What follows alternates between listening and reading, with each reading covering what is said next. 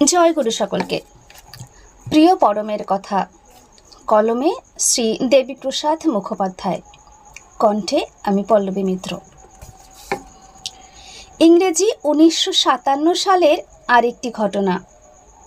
আশ্রমের গরুগুলি রোজ সকালে চলে আসতো ঠাকুর বাড়িতে, শ্রী শ্রী বড়মার রান্নাঘরের পিছনে। সেখানে তাদের জন্য মজুদ থাকে ভাতের মার, নানা রকম আনাজের খোসা, শাকপাতা ইত্যাদি। এখানে যা পেত খেয়ে নিয়ে তারপর তারা অন্যদিকে চড়তে যেত। ওরা নিয়মিতভাবে আসতো বড় দালানের পশ্চিম দিক ঘুরে, বড় দালান ও খড়ের ঘরের মধ্যেকার রাস্তা ধরে। শ্রী শ্রী ঠাকুর তখন খড়ের ঘরেই অবস্থান করছেন। তিনি দক্ষিণাস্য হয়ে বসতেন এবং গরুগুলির যাওয়া আসা প্রীতি ভরে দেখতেন। ওদের নেতৃত্ব দিত হৃষ্টপুষ্ট একটি গাভী। এই গাভীটির চলা রকম সকম শ্রী শ্রী ঠাকুর বিশেষভাবে লক্ষ্য করতেন। একদিন দুটি বাছুর কোনো কারণে পিছিয়ে পড়েছে, অন্য গরুগুলি এগিয়ে গেছে, কিন্তু এই গোমাতার ঠিক খেয়াল ছিল। সে দাঁড়িয়ে পড়ে ঘাটটা পেছন দিকে ফিরিয়ে হাম্বা করে একটা ডাক দিল। ডাক শুনে বাছুর দুটি দৌড়ে এলো। তারপর তাদের নিয়ে গোমাতা আবার চলতে শুরু করলো। ব্যাপারটা ঘটছে ঠাকুর ঘরের ঠিক সামনেই। শ্রী শ্রী ঠাকুর সব লক্ষ্য করছেন। পরে স্মিত হাস্যে বললেন, ওই দেখো, ও ওর বাল বাচ্চা সবগুলিকে নিয়ে তারপর যায়। তারপর একদিন ঘটল বিচিত্র অবিশ্বাস্য এক ঘটনা। সেদিন সকালে গরুগুলি যথারীতি বড় দালান ও খড়ের ঘরের মাঝের রাস্তা দিয়ে রান্নাঘরের দিকে চলে যাচ্ছে। প্রতিদিনকার মতন আজও শ্রী শ্রী ঠাকুর সস্নেহ নয়নে ওদের দেখছেন।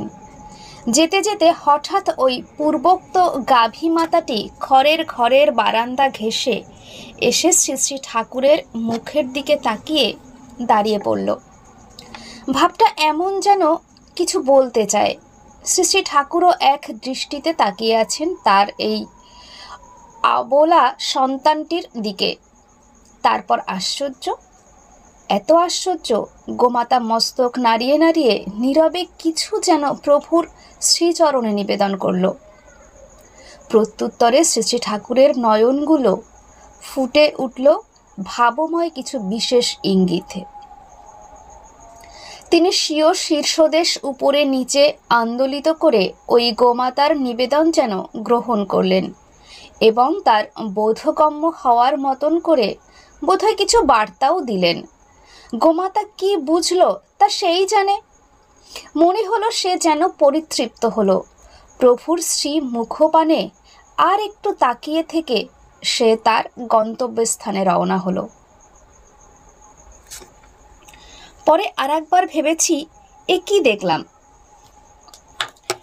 ইতর প্রাণীর সঙ্গে মানুষের অনেক রকম ব্যবহার দেখা আছে, কিন্তু এরকম ভক্ত ও ভগবানের মতো ভাব বিনিময়ের দৃশ্য, ভাষাহীন কথার আদান প্রদান, না কোথাও দেখিনি, কখনো শুনিও নি। এই বিরাট পুরুষকে কিছু মাত্র ধারণার আনা সুকঠিন। একমাত্র তার দয়া ছাড়া সে অসম্ভব। অবশ্য বিশেষ বিশেষ মুহূর্তে তিনি কখনো কখনো জনজনের সম্মুখে স্বরূপ উন্মোচিত করে দিয়েছেন। তেমনি একটি অপূর্ব ঘটনা এখন নিবেদন করি। ইংরেজি 1959 সালে শারদীয়া পূজার সময় পশ্চিমবঙ্গে খুব বন্যা হয়। বহু মানুষ বন্যা পীড়িত হয়ে দুর্দশাগ্রস্ত হয়ে পড়েছে। এক জায়গা থেকে একজন সৎসঙ্গী তার অঞ্চলের বন্যার ভয়াবহতার বিবরণ দিয়ে শ্রী শ্রী ঠাকুরের কাছে একখানা চিঠি লেখেন। এই দিনও লেখক সেই চিঠি পাঠ করে প্রভুকে শোনান। সেদিন ছিল মহাষ্টমী। চিঠিটা শোনার পরে ঈষৎ নীরব থেকে শ্রী শ্রী ঠাকুর শান্ত মেঘমন্দ্র ধ্বনিতে উচ্চারণ করলেন, ওইটা আমার বিজ্ঞাপনই ফুটছে ক্রমে প্লাবন রেখায়। ওইটি আমার স্বস্তি নিশান, উঠছে যে ওই প্লাবন হাওয়ায়।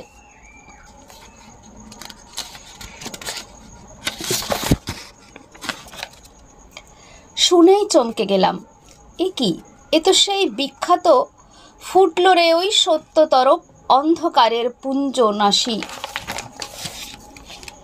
কবিতাটিকে স্মরণ করিয়ে দিচ্ছে, যে স্তপে আছে বিশ্বজুড়ে দ্বন্দ্বরণে উঠছে যে ভীম অগ্নিশিখা, সেইটি আমার বিজ্ঞাপনী হচ্ছে ক্রমে রক্তে লিখা।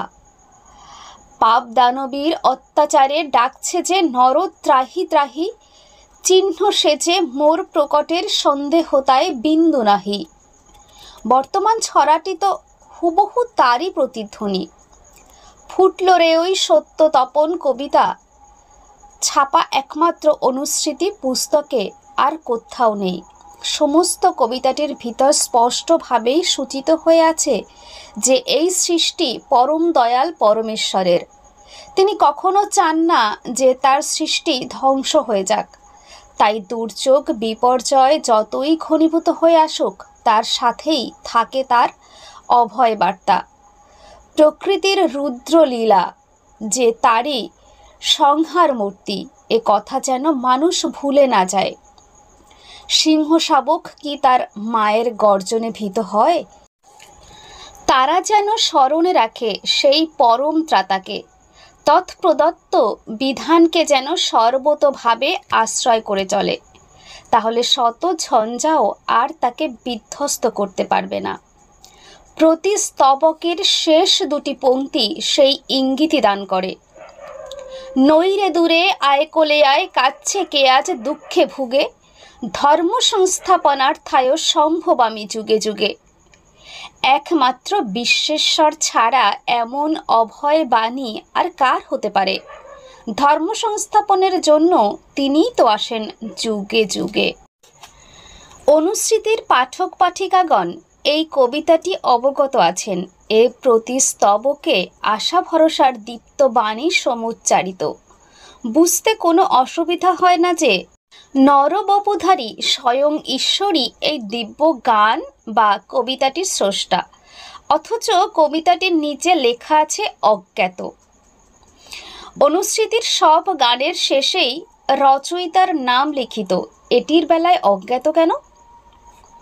প্রবীণ ভক্তদের কাছে শুনেছি ঠাকুর নাকি বলেছেন এটি কার রচনা তিনি জানেন না, তার বালিশের তলায় পাওয়া গিয়েছিল। কিন্তু আমার মনে দৃঢ় বিশ্বাস যে এই রচনা স্বয়ং শ্রী শ্রী ঠাকুরেরই, অন্য কারও নয়।